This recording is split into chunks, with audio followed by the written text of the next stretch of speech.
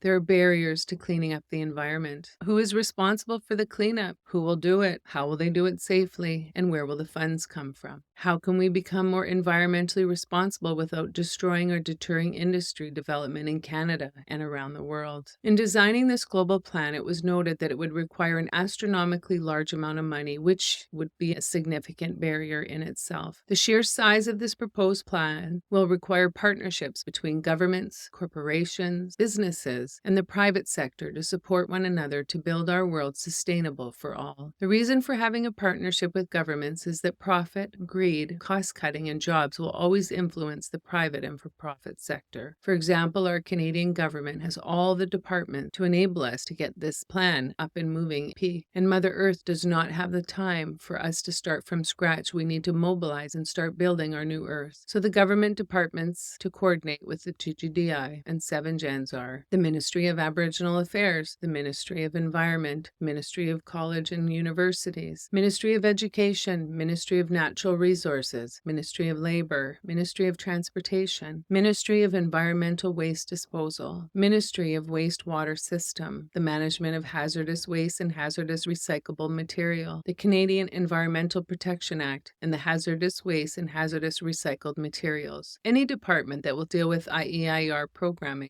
Local cities, towns, garbage collections and recycle programs, local and provincial recycle programs already out there, i.e. Green for Life. Any business or program that's already doing this cleanup, how can our finances enhance what they are already doing? How can we adapt what we are doing currently and match to where we're moving towards? Provide a wage for the level of risk they are taking to clean up our environment. We need to change the lens in how we look at things and how we look at garbage of all kinds. We need to stop thinking it's impossible and realize that the faster we take responsibility and admit that we need to act now on cleaning up our environment, the better chance of humanity surviving this tsunami coming from global warming. Stop looking at someone to start the process because it's not happening, and stop thinking garbage is gross and something to be avoided. It is inevitable, and we need to be responsible for it. Changing the focus, being responsible for our next generations. Realize that everyone on Earth is responsible for the garbage being collected, but they are also the solution. Expand the garbage recycle compost program and do greater sorting at the source. All plastic should be sorted. There should be no plastic put in the earth, period. And label all carcinogenic causing and hormone altering plastics as an environmental toxin requiring immediate removal and proper storage. Sort according to how it can be broken down and safely made into another product, from our hardest plastic to our soft plastics such as saran wrap and plastic bag. Design a plan that enables everyone to have easy access to dumping their recycle. The more we sort at the source of the garbage, the less we must do at the sorting plants. Sort all metals, tins, wood, etc. to be processed down to be stored in containers above ground or broken down in a form for resale, easy transport or storage. Grind glass down to sand or in a form for resale. Make it illegal or closely regulate a product that cannot be safely recycled or that is hazardous to the health of people, mammals, and the environment. How is the plan designed and why can it be adopted by any country? I watched world news and read articles on the stock market. I watched programs and read articles regarding underdeveloped countries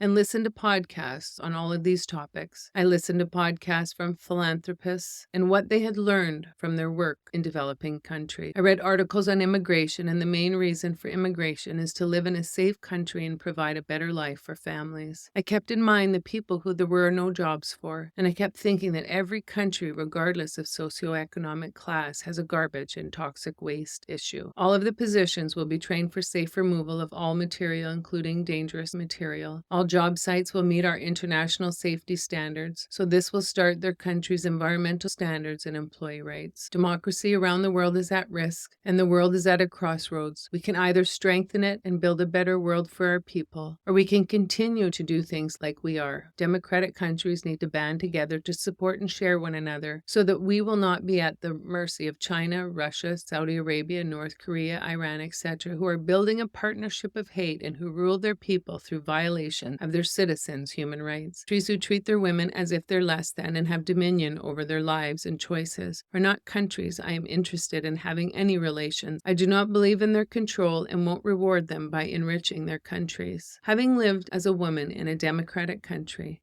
I would not wish communism or authoritarian government on my daughter or anyone else's daughters, wives, mothers, sisters, aunts, or nieces. This plan is designed for democratic countries to build a network of job sharing, technology, healthcare, and security so that our future generations of women and girls will be safe and secure in a healthy country.